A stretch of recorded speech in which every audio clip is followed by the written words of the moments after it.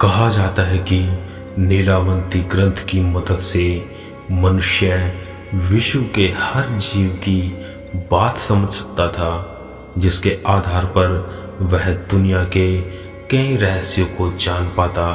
साथ ही इन रहस्यों की मदद से वह अपने आर्थिक जीवन को भी समृद्ध कर सकता था। नीलावंती ग्रंथ, जो कि भारत में बैन एक ऐसी किताब है जिसे पढ़ने वाले की मृत्यु हो जाती थी, और जो इंसान इस किताब को अधूरा पढ़ता तो वह अपना मानसिक संतुलन खो बैठता। नीलावंती ग्रंथ के पीछे कई कहानियां छिपी हुई है। आज से बहुत समय पहले की बात है।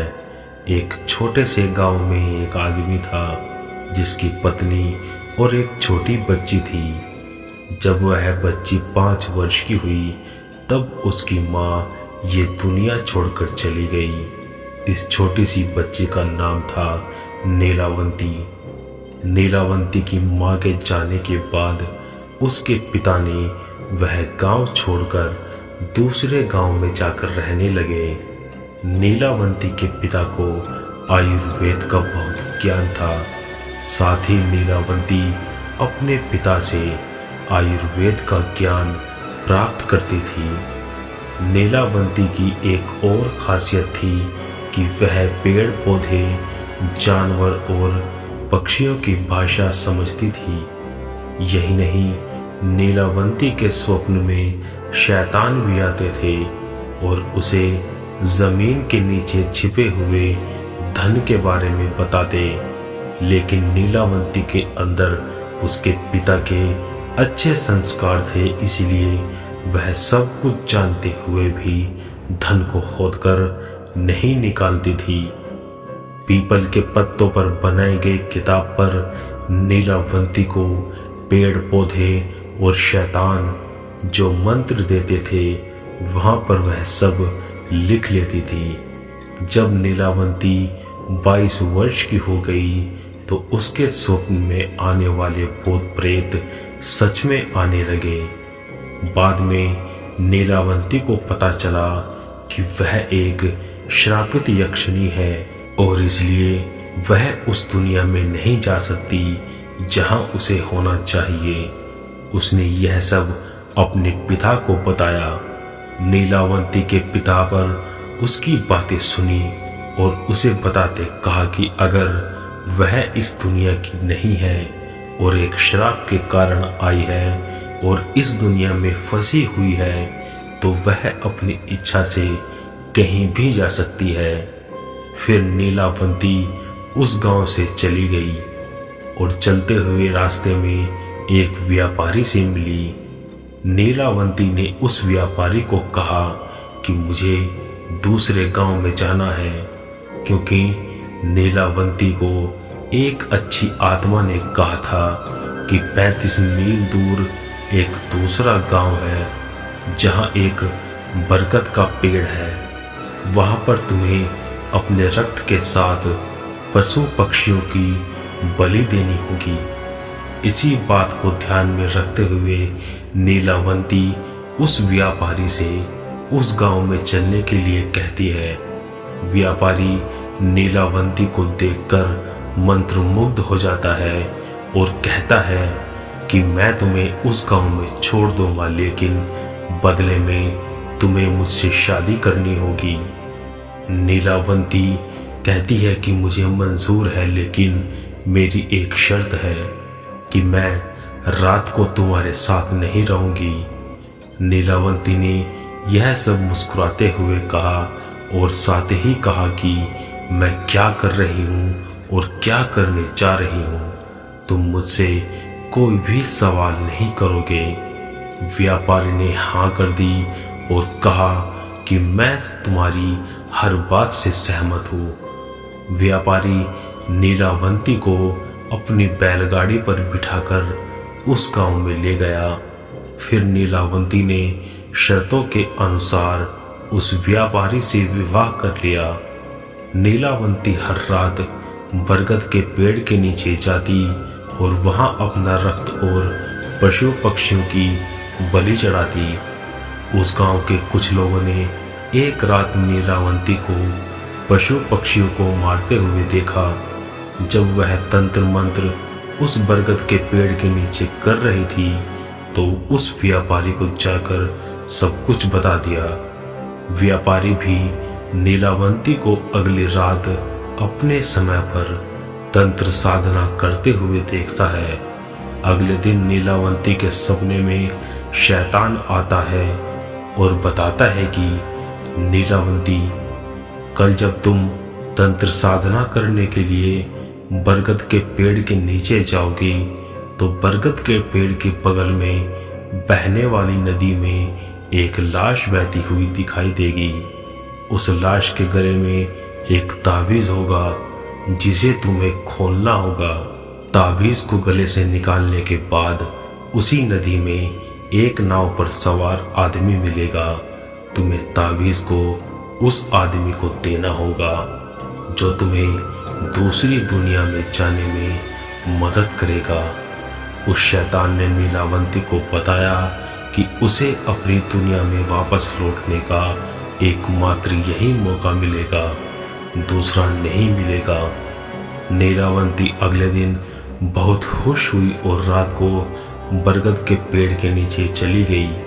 वह तंत्र साधना करते हुए नदी के किनारे एक लाश बहती हुई देखती है। जब वह अपने रक्त और पशु पक्षी की बलि दे रही थी तब वह लाश के पास जाकर ताबीज को निकालने की कोशिश करती है और वह असली शैतानी व्यापारी भी वहां आ गया। जब वह पहली ताबीज की गांठ खोलने के बाद दूसरी खोलने ही वाली थी कि गांव के लोग आ गए और नीलावंती को नरभक्षी समझकर यह कहने लगे कि यह दोनों शैतान हैं, ये दोनों सभी गांव वालों को मार डालेंगे, इसलिए इन दोनों को ही मार डालो। गांव के सभी लोगों ने अपने अपने हथियार लेकर दोनों को दौड़ा दिया। नीलावंती बच गई, लेकिन ग्रामवासियों ने व्यापारी रूपी राक्षस को मार डाला। मरने के दौरान राक्षस ने कहा था कि ये चमत्कारी किताब मुझे दे दो। तब नीलावंती ने इस किताब को श्रापित करते हुए कहा कि यदि यह शैतान को मिल गया तो यह पूरी दुनिया के लिए बेकार है। उसने कहा कि जिसने इसे लालच में पढ़कर पूरा पढ़ा वह तुरंत मर जाएगा और जिसने इसे आधा पढ़कर बीच में छोड़ा वह पागल हो जाएगा। इस भयंकर श्राप के बाद नीलावंती ने किताब को वहीं छोड़ दिया और चली गई। आज तक कोई नहीं जानता कि नीलावंती कहाँ गई और उसके साथ आगे क्या हुआ। यह भी कहा जाता है कि आज तक नीलावंती जीवित है और अपनी दुनिया में वापस जाने के लिए मार्ग ढूंढ रही है। आगे चलकर उस किताब के पन्ने हवा के कारण अलग अलग दिशाओं में फैल गए थे। वहां कुछ साधु आए और उन्होंने उन पन्नों को जोड़कर इस महान किताब को संवारा। फिर उनमें से एक अच्छा साधु था जिनके मन में बिल्कुल भी लालच नहीं था। उन्होंने संपूर्ण किताब को पढ़कर इसका सरल अनुवाद करने का सोचा। साधु ने बिल्कुल ऐसा ही किया। इस किताब को लोक कल्याण के लिए वापस अनुवादित में बनाया, लेकिन बहुत से लोगों ने इसका अपनी लालच पूरी करने के लिए उपयोग किया, जिसके कारण अधिकतर लोगों के लिए किताब लाभकारी नहीं रही। अब आज के दिन ये किताब कहाँ है यह किसी को नहीं पता।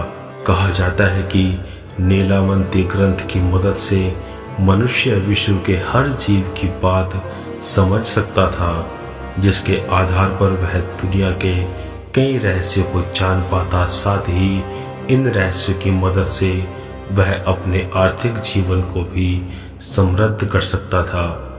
काल को नियंत्रित करने की इच्छा उतनी ही पुरानी है जितनी कि मनुष्य को काल का ज्ञान।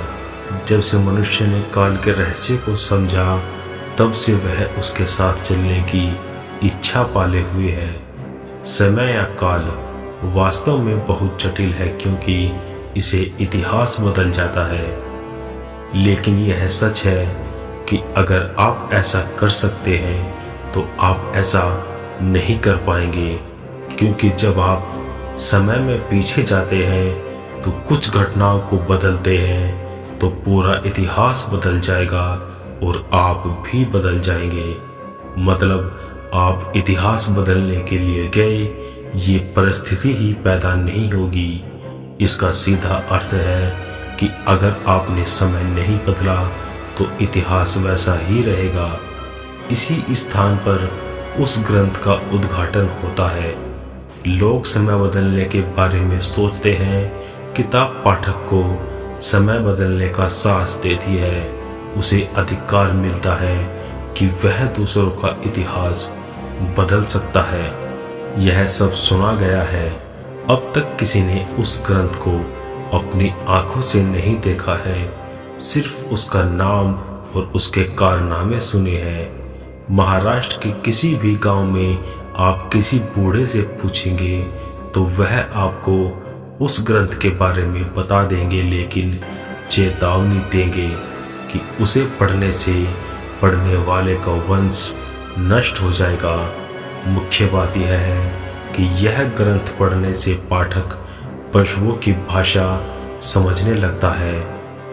तांत्रिकी में हमेशा से माना जाता है कि पशुओं का समय मनुष्यों के समय से अलग है। मानव काल एक दिन का हो सकता है, लेकिन चींटियों का काल कई सालों का हो सकता है। साथ ही दूसरी मान्यता यह है कि समय उतना ही सूक्ष्म हो सकता है। यह सब सिर्फ तब होता है जब आप इस ग्रंथ को पाते हैं और इसे पढ़ने की कला सीखते हैं, क्योंकि अगर आप इसे पढ़ पाते हैं तो वह मानव लिपि में नहीं लिखा गया है, वह पिशाच लिपि में लिखा गया है। पिशाच लिपि को जानने वाला कोई भी जीव नहीं है। यह भी कहा जाता है कि हिमालय की गुफा कंधाराओं में बैठे कई साधु मुनियों को एक रहस्यमय लिपि आती है, लेकिन कहा यह भी जाता है कि यह कोई नहीं जानता। पूरी बात यह है कि ग्रंथ कैसा है, कहाँ है, उसे पढ़ने का तरीका या उससे क्या किया जा सकता है, यह जानने से ही कोई भी उसे खोजने के लिए प्रेरित हो जाता है। नीलावंती ग्रंथ के बारे में और एक प्रसिद्ध बात है कि आज भी एक जीवित व्यक्ति है जिसे बाजिंद कहते हैं। वह महाबलेश्वर के जंगलों में रहता है। कहते हैं कि उसकी आयु 1000 वर्ष से अधिक है। अब सबसे आसान तरीका यह है कि पहले बाजिंद को खोजा जाए जो जानलेवा है। उसके पास से जो जानकारी मिलती है उसके आधार पर हम आपको बता दें कि जो लोग नीलावंती ग्रंथ के पीछे थे, चाहे वे किसी भी समय या किसी भी जगह से थे, वे सभी महाबलेश्वर के जंगलों में जाते देखा गया है। उनमें से केवल 2 लोगों को जाने के बाद फिर से देखा गया, लेकिन वे भी मृत अवस्था में, जबकि सैकड़ों लोगों का क्या हुआ यह पता नहीं चला, क्योंकि उनके शरीर का कोई भी अवशेष नहीं मिला। तो ये थी नीलावंती ग्रंथ के बारे में पूरी जानकारी। आज की हमारी ये वीडियो यहीं तक। मिलते हैं नेक्स्ट वीडियो में। तब तक के लिए बाय एंड टेक केयर।